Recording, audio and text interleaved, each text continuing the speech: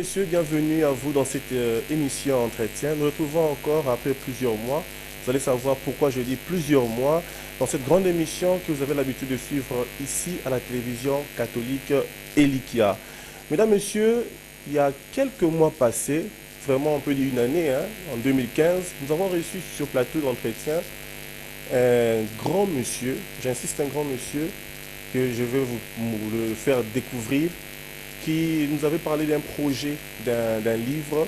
Si vous vous souvenez bien, c'était la corruption, cause de la dérive en République démocratique du Congo. Une émission qui est passée plus de 10 fois à la télévision catholique Elikia par votre demande. Aujourd'hui, enfin, ce livre est à la disposition de tous les publics et c'est pourquoi aujourd'hui, mesdames, messieurs, nous présentons devant vous non seulement l'auteur, mais l'ouvrage de l'auteur qui est maintenant à votre disposition. L'auteur s'appelle Justin Kabongo, que nous saluons. Bonjour, monsieur Justin Kabongo. Bonjour, mes chers amis. Vous allez bien? Je vais très bien. Nous sommes ravis de vous revoir dans cette émission Entretien et surtout, tous les téléspectateurs de la télévision catholique Elikia sont très contents de vous revoir. Vous vous sentez à l'aise? Je suis très à l'aise. Voilà. Nous présentons cet ouvrage, La corruption en République démocratique du Congo. La première question, moi je suis tiqué parce que je me souviens de l'ancien titre intitulé La corruption cause la dérive en République démocratique du Congo. Il y a eu un changement? Oui, nous avons souhaité qu'il y ait ce changement pour pouvoir attirer l'attention du lecteur et puis que le lecteur lui-même découvre les faits de cette corruption. Est-ce qu'elle nous a amené à la dérive ou bien à la stabilité du pays ou bien à la stagnation? Un ouvrage de 6 chapitres, c'est pas facile, mais avant d'entrer en analysant chaque chapitre, il y a quelque chose qui a attiré mon attention dans la dernière page de la couverture de votre ouvrage. C'est un paragraphe. La corruption est une réalité en République démocratique du Congo. Elle est systématique, tolérée, devenue mode de réussite dans tous les secteurs de la vie politique. Je ne continue pas, mais pourquoi vous avez insisté sur ça? Est-ce vrai d'abord? Je crois que vous allez le découvrir à travers l'étude que vous allez faire. C'est en ce moment-là que vous allez vous-même dire est-ce que ce qui est écrit est-il vrai à la conclusion du livre? Je ne peux pas anticiper sur la conclusion sans que vous ayez pris connaissance et sans que le peuple ait pris connaissance du contenu du livre. Et une question qui se pose dans l'introduction générale, nous vous la posons la même question. La corruption en RDC est-elle la cause principale de la dérive du pays? Je vous dirais qu'il y a plusieurs causes de la corruption dans notre pays. Il y a plusieurs causes de la dégradation de la situation économique, sociale, politique, culturelle dans notre pays. Il y a plusieurs causes. Dans ces plusieurs causes, après analyse, après réflexion, après observation, nous sommes rendus compte que la corruption est une des causes essentielles de la dégradation de notre pays. Vous confirmez vous-même en disant, toujours à l'introduction générale, que la République démocratique du Congo est un pays riche. Mais nous sommes riches, pourquoi la corruption peut devenir dans ce pays? Oui, il faut savoir maintenant de quelle richesse s'agit-il. Parce que je vous rappelle à la citation de notre premier président de la République, Joseph Kasavubu, qui disait dans une de ses interventions, et laquelle intervention a été aussi l'objet de notre examen d'économie politique quand j'ai fait mon diplôme d'humanité moderne à l'Athénée international de Kalina en 1964. Cette citation disait ceci: le Congo est un pays incommensurablement riche, vrai ou faux. Ça a été le sujet de notre examen de fin d'études à l'Athénée en 1964. Et on devrait chacun disserter sur cette question-là. Est-ce que cette question posée en 1964, aujourd'hui nous sommes en 2016, cette question est-elle encore opportune? Est-elle encore réelle?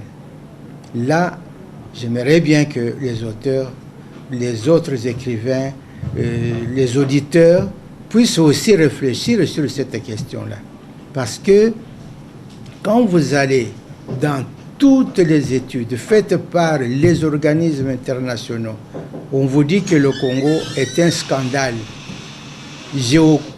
géologique, un scandale minier, un scandale agricole, un scandale dans tous les domaines que Dieu ait créés. Mais le peuple du Congo, est-ce que profite-t-il de ce scandale, de cette richesse? Voilà des questions que j'ai posées dans ce livre-là.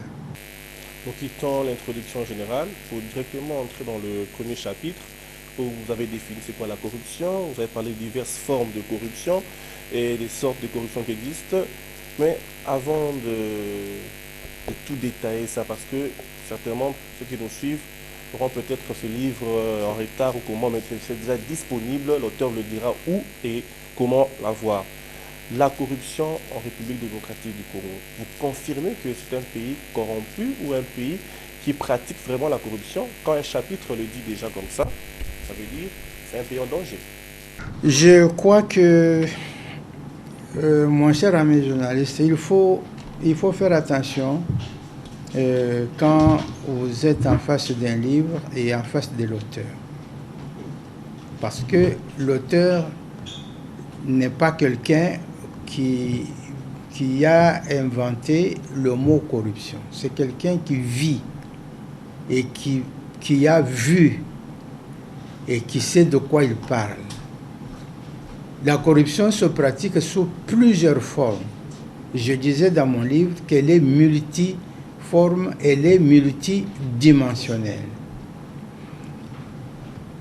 J'ai démontré dans ce livre qu'il y a la petite corruption, il y a la grande corruption. Et quand vous voyez les citations des grands auteurs, je vous rappelle à la déclaration de Jean-Paul II dans ce livre-là, qui dit que la corruption est l'œuvre des grandes, des décideurs, des responsables qui trafiquent, qui profitent des ressources minières de leur pays et qui font la surenchère et qui font l'évasion fiscale des ressources de leur propre pays.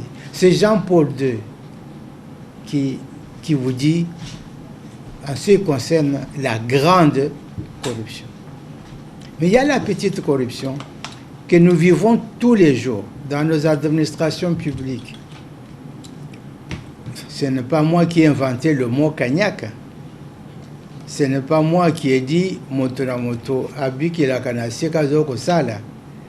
Il y a même un responsable, un chef de pays qui a dit Boyiba Moke. Tout cela vous dit à quel niveau le peuple congolais est arrivé quand c'est le chef d'un pays qui dit Boyiba Moke. Et qu'est-ce que le petit peuple va faire aujourd'hui quand il assiste à la prédation des biens des entreprises publiques par ceux qui les dirigent, par exemple. Quand il assiste dans l'administration ici, aujourd'hui nous n'avons plus d'administration publique. C'est une administration du désordre. Ce n'est plus l'administration du développement que nous avons connu dans le temps. Parce qu'aujourd'hui, dans l'administration, pour avoir un grade, c'est tout un problème. Il faut être reconnu par les responsables, il faut mettre la main à la poche, et puis sinon vous n'avez pas une promotion, sinon vous n'avez pas un avantage. Et tout cela, ça devient la règle, ça devient le mode de vie. C'est ainsi que je dis qu'aujourd'hui, la corruption est devenue systématique dans notre pays.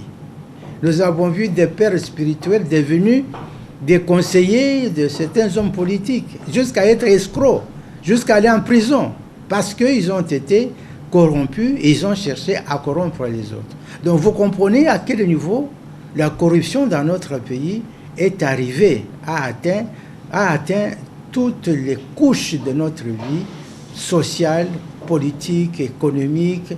Vous allez dans le monde des affaires, n'en parlons même plus. Aujourd'hui, vous achetez un sac de riz que quelque part ici en Angola, un loufou à 9 $. Vous venez ici, vous allez vendre ça à 25 $. Vous cherchez à gagner 50 fois plus que ce que vous avez acheté. Tout cela, c'est le petit peuple qui en souffre, c'est le peuple qui en souffre. Tout ça, c'est l'esprit de la corruption qui est à la base de tout ce que nous vivons. Vous allez dans le monde politique, vous vivez ce que vous vivez aujourd'hui. N'en parlons pas. N'en parlons pas. Il n'y a pas de commentaire pour ça. Vous allez dans quel monde vous irez? Dans le monde des affaires, des importateurs par exemple. Aujourd'hui, des grandes maisons qui remplissaient les conditions légales, les conditions commerciales, les conditions douanières, ont fermé leurs portes à cause d'une concurrence déloyale de nouveaux investisseurs qui sont venus. J'ai fait allusion aux Libanais, aux Indiens, qui ne font que la corruption dans nos bureaux des douanes, dans nos bureaux des impôts, etc. À tel enseigne que l'économie est par terre aujourd'hui. Nous pouvons dire que la corruption est devenue monnaie courante en République démocratique du Congo. Ici, vous le dites au chapitre 1 toujours, dans le point 1.4, on peut le dire, les principales causes de la corruption en RDC. Vous dites au Congo, tout le monde se plaint de la corruption. Déjà quand la corruption est devenue monnaie courante, pourquoi on peut encore se plaindre si on vit de ça? Oui, mais qu'est-ce qu'il faut faire maintenant pour mettre fin à cela? Tout le monde se plaint, mais qu'est-ce que le monde fait pour mettre fin à la corruption? Qui se plaint? Mais c'est tout le monde. Est-ce qu'il y a un secteur où vous irez? Quand on vit de la corruption, est-ce qu'on peut encore se plaindre? Est-ce que c'est une règle de la société? C'est un vice, c'est un fléau, c'est un crime. Mais il faut combattre ces crimes-là, parce que ça détruit, ça avilit l'homme lui-même. Parce que c'est lui qui fait la corruption. Il sait qu'il agit mal contre le pays, contre son voisin, contre son frère. Mais lui est content de ça. C'est un criminel. Vous voyez? Donc pour moi, je dis que la corruption, c'est un fléau. Le chef de l'État lui-même, dans une de ses déclarations politiques, je vais peut-être vous citer ça plus loin, il s'est personnellement engagé pour lutter contre ce fléau, lui-même le chef de l'État, en disant « Je combattrai ce fléau avec toutes mes forces ». Donc quand le numéro 1, le chef de l'État de ce pays s'engage, c'est qu'il a reconnu lui-même que la corruption est un fléau, c'est un crime contre le pays et il faut prendre toutes les dispositions pour le combattre. Vous êtes président de l'Association africaine de la lutte contre la corruption. Si nous lisons la conclusion de votre chapitre 1, vous dites comment on peut s'en rendre compte, les formes de la corruption en RDC sont multiples, je vais le dire, et les causes sont profondes. Tout le monde en parle, mais personne n'est capable de lutter contre ce fléau. Oui, on peut habituellement rester comme ça. Non, justement, je dis qu'il faut qu'il y ait quand même certaines astuces, il faut qu'il y ait certaines énergies, il faut qu'il y ait certaines initiatives pour ne pas laisser le pays se dégrader à cause de ce mal. Il faut lutter contre ça. C'est un crime, je dis. Il faut le battre. C'est comme quelqu'un qui prend des armes, il vient attaquer le pays. Est-ce qu'il faut le laisser nous attaquer, nous détruire, nous tuer? Il faut se défendre contre ce monsieur, le bouter dehors. En fait, notre chapitre 1, en fait, psychologie, en fait, le miroir déjà de votre... Ah oui, du reste du livre. Ça explique déjà le fond de questions qui est ici. Oui. Qu'est-ce qu'on peut retenir de ce chapitre 1? Je vous ai démontré dans ce chapitre 1, j'ai fait un grand effort parce que les gens parlent de la corruption, comme nous en parlons maintenant. Ça passe sur la télé, ça va passer à la radio, mais la corruption en soi, c'est quoi? C'est ainsi que quand vous ouvrez le livre, vous allez voir que j'ai fait un grand effort pour démontrer ce que ça veut dire la corruption. C'est que des grands penseurs, des grands savants, des grandes organisations internationales, notre droit pénal a démontré, a décrit, a cherché à définir ce que l'on entend par la corruption à travers ce livre. Tout ce qui est concussion, tout ce qui est la prédation dans les entreprises publiques. Vous allez les escrocs, vous allez ceux qui font comment est-ce qu'on appelle plus vulgairement l'influence. Il n'a pas droit à quelque chose. Il va te dire, mon cher journaliste, tu es jeune, si tu veux avoir une promotion, voilà, il y a tel monsieur qui est capable de t'aider. Mais pour te soutirer de l'argent. C'est un escroc. C'est un corrupteur. Il est venu te corrompre. Vous êtes chef dans une administration. Vous êtes là, vous dites, bon, écoutez, aujourd'hui, j'ai besoin de l'argent. Toi et toi, allez voir tel monsieur, dites-lui que j'ai besoin de autant d'argent pour dépanner sa marchandise. Vous allez là-bas, vous négociez, et le monsieur vous donne l'argent ou libère la marchandise. Qui est corrupteur et qui est corrompu? C'est celui qui vous a envoyé ou c'est vous qui êtes allé faire la commission? Vous comprenez que vous tous, vous êtes dans la corruption. Il y a le corrupteur, il y a les corrompus. Tout celui qui détourne quelqu'un de ses droits pour obtenir un quelconque avantage, un quelconque bénéfice, c'est un corrupteur. La police, nous sommes là, nous en parlons tous les jours. Vous êtes dans des carrefours. Pièce d'identité. Même si la personne n'a pas commis une infraction, il met les pièces d'identité de la personne dans la poche. Et puis il s'en va. Donc ça vous oblige de suivre ce monsieur dans son coin. Ça vous oblige de lui donner de l'argent pour pouvoir récupérer vos pièces d'identité. Alors que vous n'avez pas fait l'accident. Vous n'avez pas commis une infraction routière. Alors, cet argent-là, c'est quoi? Est-ce qu'il a droit à cela? Voilà, encore une fois, le fait que la population subit chaque jour dans le chef de la police, de l'armée. Mais vous êtes impaisible le soir, vous trouverez un militaire avec une arme. Tout cela, vous avez votre sac, montrez le sac. Est-ce que ce n'est pas connu? Mais vous êtes un paisible citoyen dans la rue, dans votre propre pays. Tout cela, qu'est-ce que ça veut dire? C'est toléré. Est-ce que ce n'est pas connu? Est-ce que ces gens-là sont pénalisés? Est-ce qu'ils sont punis? Est-ce qu'il y a la sanction contre tout ça? C'est pas un risque, ça, M. Justin Gabon. Non, ce n'est pas un risque. Je suis un administratif. Secret de l'administration publique. Il faut dénoncer le mal. Je ne peux pas avoir peur. Il faut dénoncer le mal. Il faut dénoncer le mal. Il ne faut pas avoir peur parce que ce que je dis est vrai. Mais je vous ai démontré, par exemple, le cas d'un fonctionnaire aujourd'hui qui vit en dessous d'$1. Il travaille pendant un mois, on lui paye 28 000 francs ou 30 000 francs ou 50 000 francs. Qu'est-ce que ce fonctionnaire peut faire? Qu'est-ce qu'il peut faire? Est-ce que c'est encore un fonctionnaire ou c'est un pauvre malheureux qui est là, dedans, qui perd son temps, et puis à la fin du mois, bon, on lui donne ce qu'on veut, allez, allez-vous-en. Pour que ce monsieur-là entretienne sa famille, il doit payer la maison, il doit venir au travail pour venir travailler, il doit payer sa maison, il a une femme, il a des enfants, il doit manger.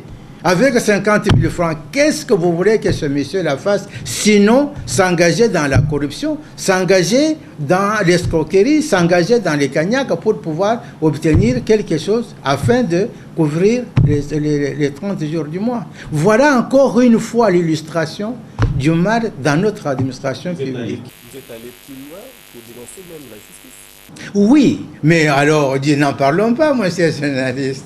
Ça, je ne suis pas le premier à me plaindre. Les juristes, notre justice aujourd'hui, est-ce que nos juristes, est-ce que nos magistrats, dans les tribunaux ou dans les parquets, est-ce qu'ils ont les moyens de dire le droit? Là, c'est une question que je pose. Est-ce qu'ils ont les moyens de dire le droit? Dans quel bureau ils travaillent? Moi, je suis allé, j'ai des amis qui sont des magistrats, j'ai fait l'École nationale d'administration, j'ai des amis qui sont des responsables dans la justice. Allez dans les tribunaux, allez voir là où les magistrats travaillent. Il y en a qui n'ont même pas de papier pour faire le pro-justicia. Et quand un client vient le voir, bon, mais il ne faut pas lui demander l'impossible. Qu'on les mette dans des conditions normales de travail, qu'on les rémunère normalement, qu'on nomme des magistrats qui ont fait des études de droit et non pas des politologues comme magistrats ou comme juges, et ils diront le droit justement. Dans le cas contraire, nous allons continuer à patauger, à se plaindre contre la justice, alors qu'on n'a pas mis les moyens nécessaires à la disposition de la justice pour permettre aux magistrats et aux juges de dire leur droit. Ça fait mal tout ce qui se passe en RDC. Votre chapitre 3 est encore poignant quand vous dites que la corruption en RDC, c'est pratique même dans les secteurs socio-culturels. Oui. Mais oui. On va balayer toute la République alors. Je suis un scientifique et je ne suis pas un politologue. Je ne suis pas là pour faire la politique. Un scientifique ne fait que la science. Dit ce qui est vrai, ce qu'il observe et objectivement. Je vais vous dire aujourd'hui, si Luendo, Luambo, Calais pouvaient surgir de terre pour assister, écouter, voir les scènes de nos différents musiciens aujourd'hui, je pense que ces gens-là peuvent maudire le pays et ne plus revenir, ne plus même penser à cette République. À voir ce que nous voyons aujourd'hui dans le monde de la musique, dans le monde même de la culture.